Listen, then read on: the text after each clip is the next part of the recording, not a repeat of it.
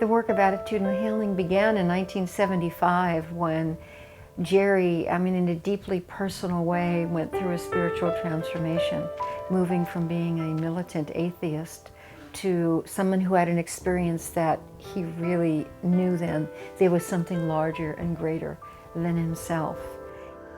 And it's really about letting go. All this stuff around the ego is really about letting go of our fear of death, letting go of trying to control people. The fear of separation is really the greatest fear in the world. It's not the fear of death. Attitudinal healing deals directly with the fear of separation in our lives and helps us overcome that.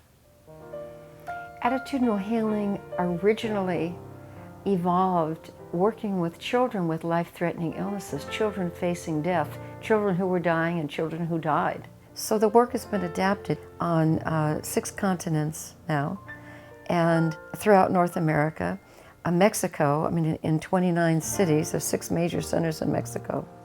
In Guadalajara, the children's group are children whose parents, either one or both of them, have been murdered, and many in front of them.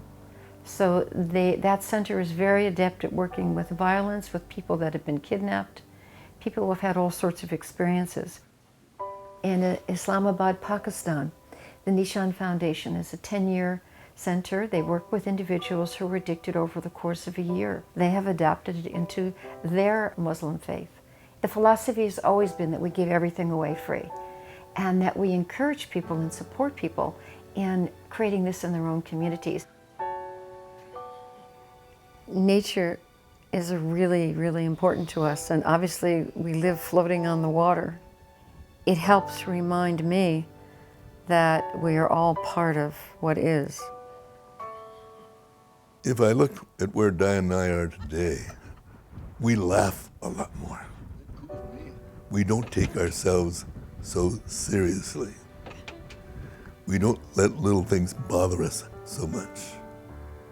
We spend more time in silence and the sweetness of silence. When you change your mind, you literally do change your life.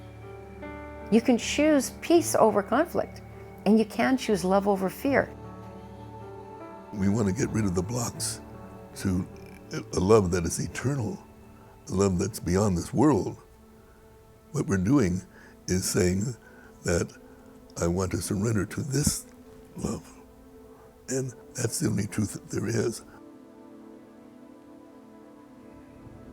Whenever we see a tree, we will stop and admire that tree and remind our oneness with the tree and the wisdom of the tree, and I use them as a reminder of the deep roots that these trees had, and I wanted to reestablish my deep roots with my divinity. And that helped me to do that. And every time I hug a tree, I think about that. Diana, it's amazing to see the work adopted in so many different cultures. Ideas like this, healing centers like this, tend to be resisted in many corners of the world, but you seem to be welcomed with open arms. What is it about the way that you are teaching that allows you to go just about anywhere? Because we're not trying to change people. That's it. Bingo. We're not invested in changing anyone. We're door openers, but we don't push or pull people through doors. We don't give advice in our groups. That's one of the principles of not to give. We're there just to love each other. When another thing that, at least in American culture, we're not very good listeners.